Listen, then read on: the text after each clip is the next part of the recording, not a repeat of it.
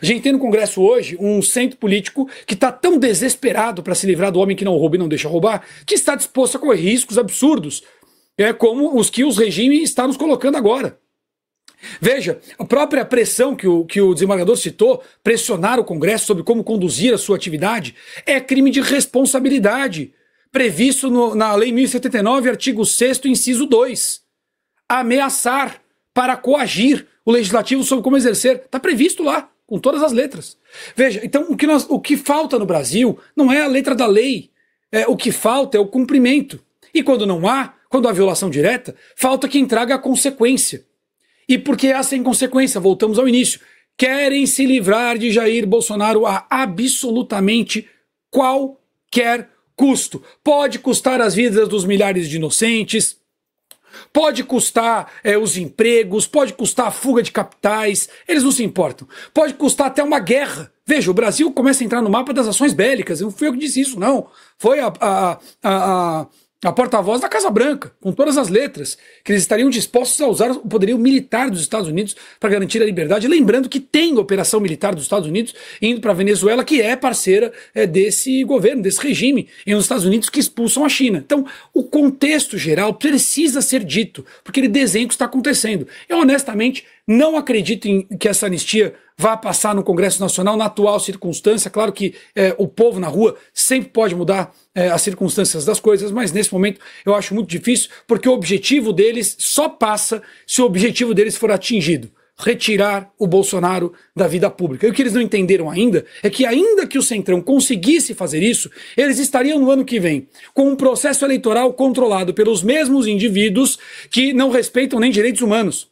Eles estariam no ano que vem com um processo eleitoral garantido pelos mesmos indivíduos que não respeitam garantias individuais. Eles estariam no ano que vem à mercê das investigações da Operação Overhand, Emenda Fest, Overclean, das emendas parlamentares, que o Dino faz usurpando as atribuições constitucionais do Tribunal de Contas da União, artigo 71 a 74, estariam à mercê deles, sob as mesmas circunstâncias de ilegalidade e, o que é pior, com um povo com ódio, rechaço, nojo de um processo político que traiu seu próprio povo preso, sem apoio popular, com a lei relativizada, se desse certo o plano deles, sem o Bolsonaro no jogo para disputar as eleições no ano que vem. Eu não sei nem se eu consigo chamar essa postura do centro de estupidez. E o que é pior, agora, quando se afastam da anistia humanitária, que já é uma concessão de quem está com a razão, de quem quer a justiça, eles ainda fazem isso por dinheiro, reforçando o processo que o PT vem construindo de um Congresso vendido.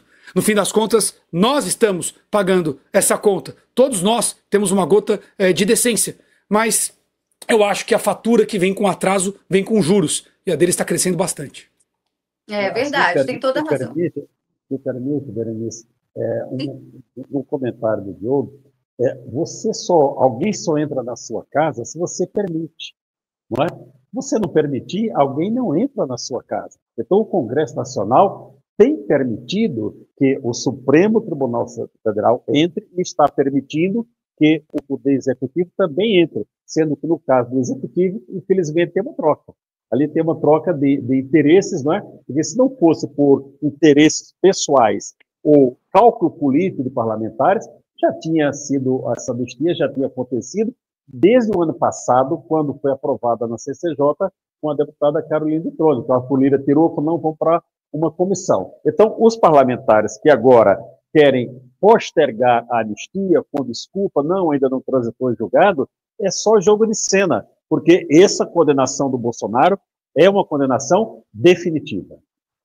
E tem mais, esses embargos infringentes, desembargador, me permita, Beli, complementar, eles têm, assim, algum caráter protelatório, se eles seguirem o que está na lei, o que não tem acontecido.